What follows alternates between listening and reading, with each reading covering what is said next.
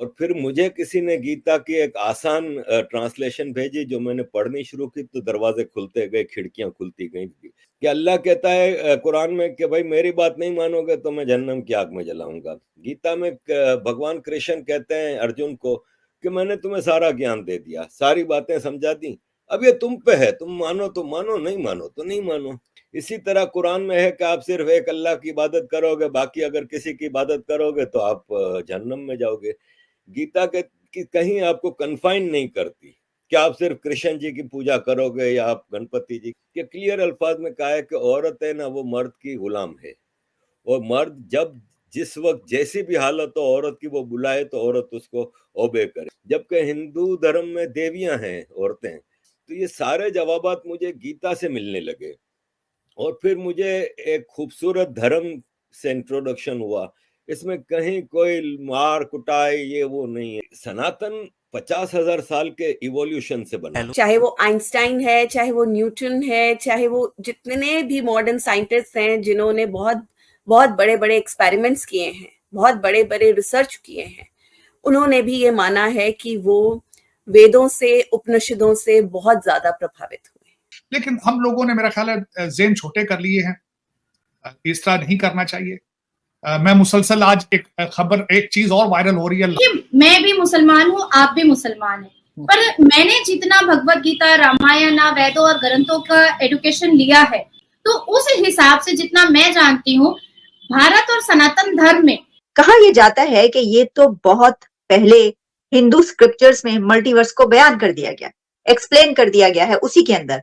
There is one organization. Hello दोस्तों, स्वागत है आपका आर न्यूज चैनल में एक और वीडियो के साथ। वीडियो में आप पाकिस्तान के रहने वाले आरिफ रज़ाकिया और पूजा परवीन जी को सुनने वाले हैं। दोस्तों, ऐसा नहीं है कि केवल सनातन धर्म को मानने वाले ही भगवत गीता को वे ऑफ लाइफ मानते हैं, बल्कि ऐसे बहुत से मुस्लिम जो भगवत गीता को पढ़कर अपने जीवन का महत्व समझ रहे हैं और अपने धर्म में गर्वापसी भी कर रहे हैं। तो दोस्तों, आज के वीडियो में आरिफ रज़ाकिया ने अपने जीवन का वो किस्सा सुनाया है जब उन्होंने भगवत गीता को पढ़ना स्टार्ट किया। और आरिफ रज़ाकिया जी एक मुस्लिम होते हुए भी भगवत गीता को कुरान से बेहतर क्यों मानते हैं, इन सभी बातों का जवाब आरिफ रज़ाकिया जी ने इस वीडियो में दिया है। तो दोस्तों, वीडियो काफी शानदार होने वाला है, इसलिए अंत तक जरूर देखें। तो चलिए दोस्तों, देखते हैं। मैं 58 साल का हूँ और अपनी जिंदगी के पहले 52-53 साल मैंने गुमराही में गुजारे।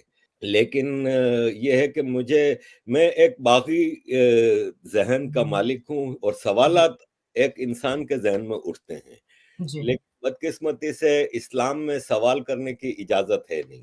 हमें ये इजाजत नहीं कि आप सवाल करें और उसके जवाब आपको मिलें।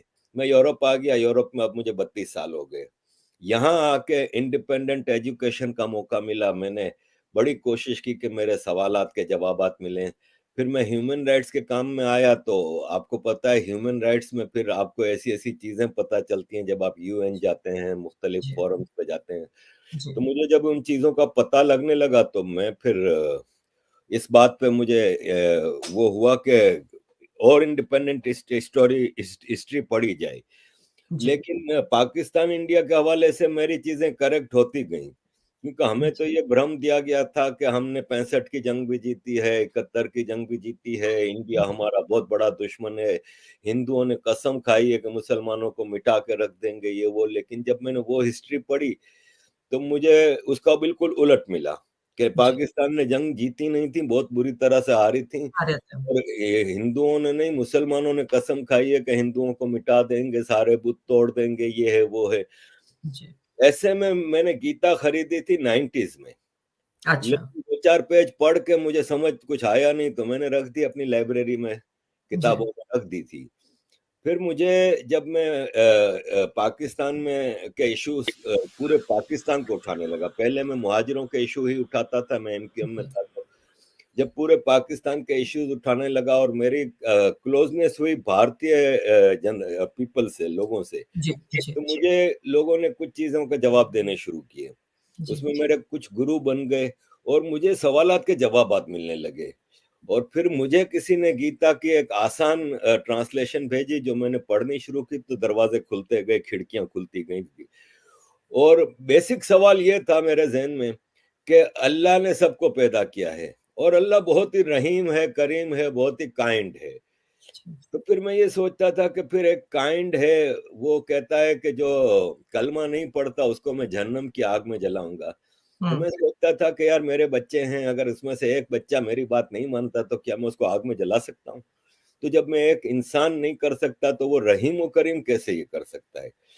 तो मुझे गीता में इसका जवाब ये मिला कि अल्लाह कहता है कुरान में कि भाई मेरी बात नहीं मानोगे तो मैं जहन्नम की आग में जलाऊंगा। गीता में भगवान कृष्ण कहते हैं अर्जुन को कि मैंने तुम्हें सारा ज्ञान दे दिया, सारी बातें समझा दी, अब ये तुम पे है, तुम मानो तो मानो, नहीं मानो तो नहीं मानो।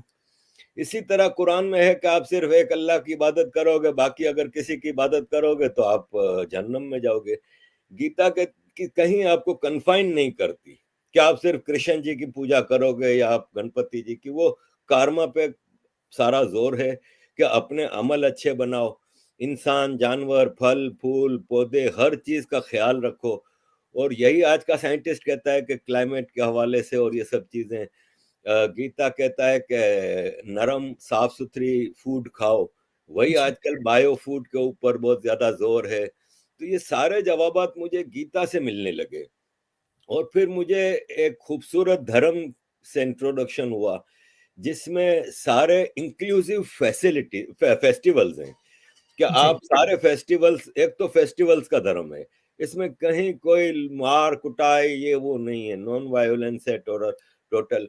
और इसमें इंक्लूसिव है कि आप सबको अब दिवाली की बर्फी खिलाएं, आप सबके साथ मिलके होली मनाएं, दिवाली मनाएं, ये वो। मुसलमान कहता है नहीं, सिर्फ हमारे फेस्टिवल मनाओ, बाकी फेस्टिवल मनाना हराम है। इस तरह की कई चीजें, मुझे कई सीख मिली जिससे मुझे ये फील हुआ कि ये जो हिंदू धर्म है ना, सनातन फिलोसॉफी, ये ऐसा नहीं है जैसे इब्राहिमिक रिलीजन में है कि एक आदमी आता है और कहता है कि मैं जी हूँ प्रॉफिट, मुझे अल्लाह ने भेजा है और मुझे ये किताब दी है और ये आसमान से उतरी है और ये रूल्स ऑफ लाइफ है, ये आपने हर हालत में फॉलो करने और तलवार के जोर पे। जबकि सनातन 50,000 साल के इवोल्यूशन से बना है और ये एक दिन में एक किताब में एक आदमी ने आके नहीं दिया है। इसमें वेद आए, पुराने आए, गीता, रामायण, इसमें मुख्तलिफ दौर में मुख्तलिफ सीख दी गई और एक बेसिक आइडियोलॉजिकल फैद डेवलप हुआ जिसमें कहीं भेदभाव नहीं है। ठीक है, बाद में कोई कहता है कास्ट सिस्टम आया, ये सब पॉलिटिकल है। और ये जब इन्वेडर्स का जमाना था, इसमें इन चीजों को ज्यादा एक्सप्लॉइट किया गया ताकि मालाइन किया जाए हिंदुइज्म को। और अब्राहमिक रिलीजन जिन्होंने यहाँ पे इन्वेजन किए थे वो अपने आप को यहाँ पे फेमस कर सकें या एडजस्ट कर सकें या ऑक्यूपाई कर सकें। तो बाकी अदरवाइज मैंने देखा है कि जैसे औरतों के हवाले से सबसे ज्यादा मुझे मुश्किल ये आती है कि देखिए दुनिया की 50% पॉपुलेशन है ना, वो औरतें हैं, लेडीज हैं, फीमेल हैं, महिलाएं हैं। और इस्लाम में क्लियर अल्फाज में, आज सुबह ही मैंने वीडियो लगाई है कि क्लियर अल्फाज में कहा है कि औरत है ना वो मर्द की गुलाम है और मर्द जब जिस वक्त जैसी भी हालत हो औरत की वो बुलाए तो औरत उसको ओबे करे। और एक तरफ कहा जाता है कि इस्लाम ने औरत को इतना बड़ा दर्जा दिया कि इसके पांव के नीचे जन्नत रख दी, लेकिन वही माँ अपने शोहर से के हाथों पिटती रहती है, वही माँ अपने बेटे की इजाजत के बगैर घर से बाहर कदम नहीं रख सकती। विरासत में आधा हिस्सा, गवाही आधी। प्रॉफिट मोहम्मद कहते हैं कि मैं जब घोड़े पे बैठ के उड़ के आसमान जा रहा था अल्लाह से मिलने के लिए तो मुझे जहन्नम दिखाई गई, तो मैंने देखा जहन्नम औरतों से भरी हुई है। तो एक औरत ने सवाल किया कि या रसूल अल्लाह ऐसा क्यों था? तो बोले इसलिए कि वो अपने शौहर की बात नहीं मानती, यानी गुलामी करो तो तुम लोग तो 50% पॉपुलेशन के राइट्स तो वैसे ही खत्म हो गए। जबकि हिंदू धर्म में देवियां हैं औरतें, मुसलमानों में कोई देवी नहीं है, लेकिन हिंदू धर्म में देवियां हैं। कहीं हमने हिस्ट्री में ऐसा नहीं देखा कि भेदभाव हो कि औरत की आधी विरासत है या आधा हिस्सा है या ये वो। तो ये सारी चीजें थी जिससे मुझे महसूस हुआ कि the right path is to follow Gita, no other book. जी, बहुत अच्छी बात है। मुझे तो बहुत खुशी होती है आपने इतना अच्छा मतलब गीता को समझना, मैं भी बहुत लेट समझी लेकिन समझे तो पता चला कि क्या था अब्राहमिक रिलीजन और क्या है ये, इसके भेद ही हमें पता चल जाते हैं। दोस्तों आज के समय में सनातन धर्म का दुनिया में बोलबाला है और अब तो वो लोग भी सनातन धर्म को इस कदर प्यार करने लगे हैं जो कभी सनातन धर्म से बहुत ज्यादा नफरत किया करते थे। और इस बात का उदाहरण सऊदी अरब से बढ़िया कोई भी नहीं है। और मैं ये बात इसलिए कह रहा हूँ क्योंकि सऊदी अरब भी वो पहला देश था जिसने सनातन धर्म से रिलेटेड रामायण और महाभारत को अपने स्कूलों के पाठ्यक्रम में शामिल किया और इसे पढ़ना अनिवार्य किया, क्योंकि अब सऊदी अरब के प्रिंस भी ये मानने लगे हैं कि भगवत गीता, रामायण और महाभारत वे ऑफ लाइफ है जो कि हमारी जिंदगी में आने वाली चुनौतियों से लड़ना सिखाती हैं और किस प्रकार शांति पूर्वक अपना जीवन व्यतीत करना है, ये सब चीजें सिखाती हैं। और जैसा कि आरिफ अजाकिया जी ने बताया कि जब उन्होंने पहली बार भगवत गीता को पढ़ना स्टार्ट किया तो वो हैरान हो गए, क्योंकि भगवत गीता में कहीं भी किसी से नफरत करना नहीं सिखाया गया है, बल्कि भगवत गीता तो प्यार और मोहब्बत सिखाती है। और जब आरिफ अजाकिया जी ने भगवत गीता को पढ़ना स्टार्ट किया तो आरिफ अजाकिया जी बहुत ज्यादा चकित हो गए, क्योंकि जैसा कि आरिफ अजाकिया जी ने बताया कि कुरान में ऐसी कोई भी बातें नहीं है जो कि प्यार मोहब्बत को सिखाती हो, बल्कि इसका उल्टा है। इसीलिए सऊदी अरब के प्रिंस जानते थे कि हदीसों और आयतों में गड़बड़ है और ये सभी आयतें और हदीसें मानवता विरोधी हैं। इसीलिए सऊदी अरब के प्रिंस ने बहुत सी आयतों और हदीसों को हटाया भी है। तो दोस्तों वीडियो के बारे में आपकी क्या राय है कमेंट बॉक्स में जरूर बताएं और वीडियो पसंद आया तो चैनल को सब्सक्राइब करें, साथ में बेल आइकन को प्रेस करें ताकि हमारे आने वाली वीडियोस का नोटिफिकेशन आपको तुरंत प्रभाव से मिल जाए। और वीडियो किसी भी एंगल से पसंद आए तो ज्यादा से ज्यादा शेयर करें ताकि हमारे और भी भाई इस वीडियो का आनंद उठा सके। मिलते हैं अगले वीडियो में। जय हिंद।